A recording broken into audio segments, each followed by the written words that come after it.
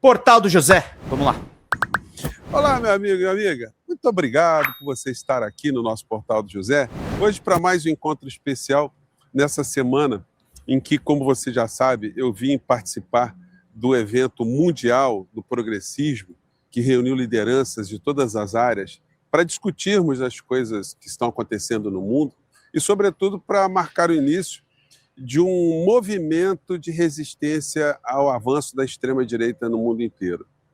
E está sendo muito interessante essa experiência e, na medida do possível, eu vou compartilhar com vocês as informações principais e as impressões também que a gente tem quando a gente sai um pouco da nossa bolha, a gente sai do nosso país, enfim.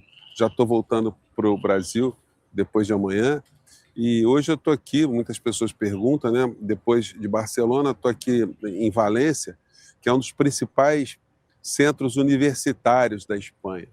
Eu visitei a Universidade de Valência, que foi fundada em 1499. Muito legal bater papo com pessoas que eu conheci, enfim. Foi um convite que eu recebi, que eu achei muito legal, então vim. E aqui hoje é um espaço aberto, que tem aqui essa estrutura que você está vendo atrás de mim, e que eu vou dar um take aqui num parque belíssimo da cidade, né? A cidade, essa estrutura que tem aqui atrás, ela vai lembrar um pouco a estrutura que você já deve ter visto do Museu do Amanhã, na cidade do Rio de Janeiro, né? Aqui, essa estrutura aqui atrás, olha, deixa eu levantar aqui um pouco a câmera, aqui, ó, vocês vão ver aqui, ó, essa estrutura.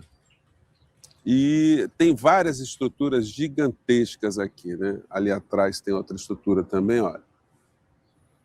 É um negócio impressionante, gente. É uma cidade muito legal, enfim, muita gente jovem, muito universitário aqui. E eu pude conversar com pessoas de todos os campos da política, né? De várias partes do mundo, inclusive. E uma coisa que eu quero compartilhar com vocês é que esse ano de 2026, que será um ano de disputas eleitorais no nosso país, não é apenas o Brasil que está sendo colocado sob escrutínio, não é apenas o conflito interno no nosso país, não. O Brasil está dentro de um contexto geopolítico que vai muito além do que as nossas discussões internas. E dá para perceber que existe uma unidade na extrema-direita e que Pedro Sánchez, né, da Espanha, mencionou muito bem, que liga todas as pessoas, não, que liga essas pessoas é uma espécie de ressentimento, um discurso de ódio que só produz desigualdade, destruição, miséria e guerras por todos os lados. E temos, infelizmente, representantes desse tipo de pensamento. Não podemos nem dizer que é ideologia, porque ideologia é uma coisa mais elaborada, mais sofisticada, mas não, é um comportamento que une essas pessoas todas no combate a quem tem algum tipo de ideia, alguém que tem algum tipo de utopia, alguém que quer, de fato, transformar o mundo. São pessoas muito ressentidas, amarguradas de um modo em geral. A gente vê isso no Brasil, mas também fora do nosso país a gente vê o mesmo tipo de ressentimento, o mesmo tipo de discurso, quase que um padrão. O que reflete também décadas de massificação de desinformação para a sociedade de um modo em geral, que atinge bolhas de pessoas que estão ressentidas, estão fracassadas, estão perdidas, não conseguem evolução de nada, tem uma série de problemas, enfim. E aí elas querem encontrar responsáveis por isso e de uma forma muito habilidosa, os meios de informação que se tem colocam a responsabilidade sempre no outro, numa coisa aleatória, para que as pessoas não percebam que o grande problema hoje da humanidade é a desigualdade social que é provocada já há muito tempo e mantida por estruturas que fazem com que parcelas da sociedade acabem por achar que aquilo que está sendo dito para elas, para essas pessoas, são as verdades.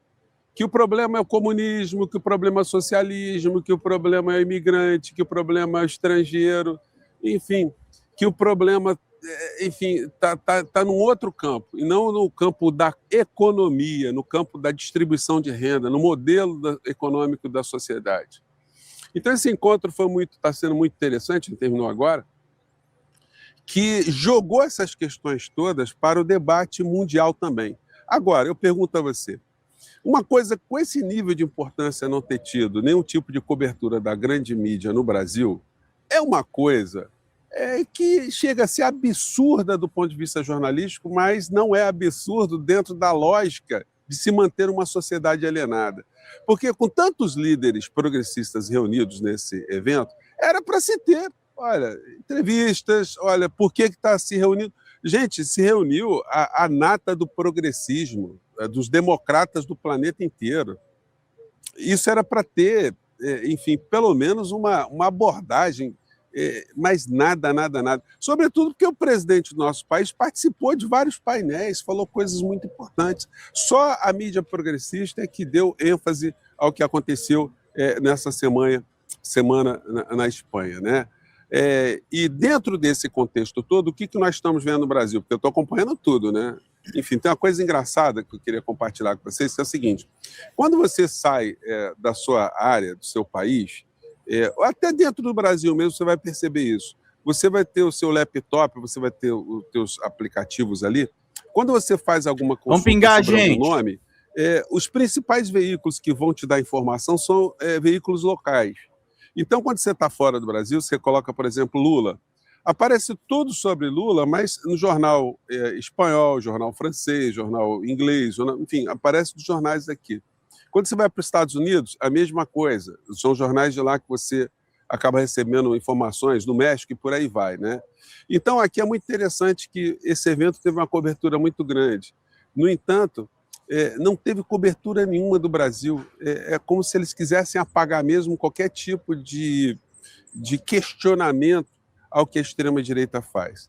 Aí, dentro desse contexto, lendo jornais do Brasil, né, fazendo essa ligação, eu me deparei com 2 colunas consecutivas do Merval Pereira. Ontem eu já comentei com vocês uma coluna sobre Tiradentes, que foi publicada no UOL, que foi uma coisa mais absurda do mundo. E hoje o Merval Pereira, que ele oscila de uma demência para um mau-caratismo e um ultradireitismo disfarçado. Primeiro, ele atacou o Supremo Tribunal Federal no mesmo discurso, com o mesmo discurso bolsonarista. Mesmo discurso, que o Supremo está virando um poder superior a outros poderes. Ele, que é presidente da Academia Brasileira de Letras, sabe Deus lá como é que ele conseguiu esse posto, né? Enfim, que já teve ali os maiores escritores do nosso país, ali, o Merval Pereira, ali colado nessa instituição, né? ou dirigindo a instituição hoje. Como é que ele consegue dizer coisas tão divorciadas da realidade? Atacando o Supremo Tribunal Federal, fazendo coro com a extrema-direita bolsonarista e com a extrema-direita do mundo, né? E hoje, quer dizer, no último editorial dele, ele comparando o Lula com o Flávio Bolsonaro, com resvalamento num preconceito etário dele, né? Ele dizendo assim, não, porque o confronto... ele começa assim, confronto entre Lula e Flávio Bolsonaro, tem vários aspectos, 44 anos, quase que diz um jovem candidato, né? Só falta dizendo assim. E o outro, um idoso com 80 anos.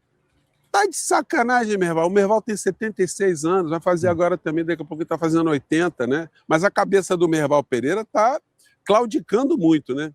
E ele coloca até em xeque essa vitalidade do Lula, né? Porque o Lula é tão vital. Enfim, vai dizer também, Merval, que é o clone do Lula, né?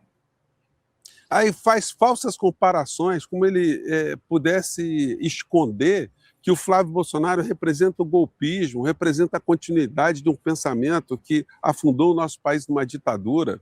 Ditadura essa que a empresa do senhor Merval Pereira, do qual ele é uma espécie de porta-voz, apoiou, atuou para que se houvesse o golpe e depois atuou para manutenção do golpe, fazendo a lavagem cerebral nas pessoas do nosso país. Então, foi uma coluna, gente, eu não vou nem discorrer ponto por ponto dessa coluna, porque ela foi extremamente infame. Merval Pereira. Mas ela também serve como um alerta para todos nós, que as organizações Globo, elas sempre tiveram lado e elas vão manter esse lado. E o lado é atacar o progressismo. E se eles puderem sabotar uma continuidade desse processo no Brasil, que não é nem um processo revolucionário, né? Vamos falar a verdade, é um processo democrático, aquele que Lula comanda. Mas se eles puderem dar uma embarreirada nisso para fazer no Brasil aquilo que está se fazendo na Argentina, e aquilo que se faz nos Estados Unidos, e aquilo que se faz onde a extrema-direita está colocando as suas mãos, eles vão fazer.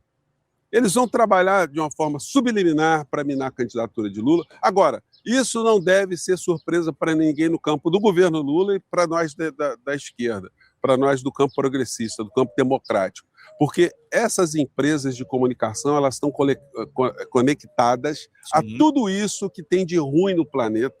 E, de uma forma muito sofisticada, eles tentam dar uma blindagem, eles dão uma mascarada e jogam muito veneno para sociedades que acabam absorvendo por todos os lados, criando exércitos de pessoas ressentidas, amarguradas, sem projeto, sem perspectiva, sem absolutamente nada. Parece que eles acordam com o propósito de querer destruir alguma coisa e essa alguma coisa são pessoas como você e eu, né? Bom, gente, então o papo hoje foi mais filosófico, eu queria compartilhar aqui com vocês esse ambiente todo aqui, e mais tarde eu volto com notícias Pix é enviado para a Alessandra atualizadas. mesmo, Marlene. Não está inscrito no nosso portal ainda. Marlene, se for mandar Pix pra gente, diga só o valor no chat que eu não tenho acesso direto, tá, Marlene? Obrigado pela ajuda, pela atenção. Maria Alice mandou: Merval é um homem muito estranho, suas posições são absolutamente erráticas. Não é estranho, não. Ele é a voz do patrão. O patrão, se precisar agradar o governo Lula momentaneamente, eles agradam, mas a família Marinho, ela quer o máximo de lucro e de monopólio em seus negócios. Se inscreva, conheça aqui os nossos outros vídeos, conheça a nossa linha, enfim. Compartilhe os nossos vídeos, nunca se esqueça de dar seu joinha, seu comentário, e se puder, prestigie também nosso clube de membros e o nosso novo canal de cortes, tá bom?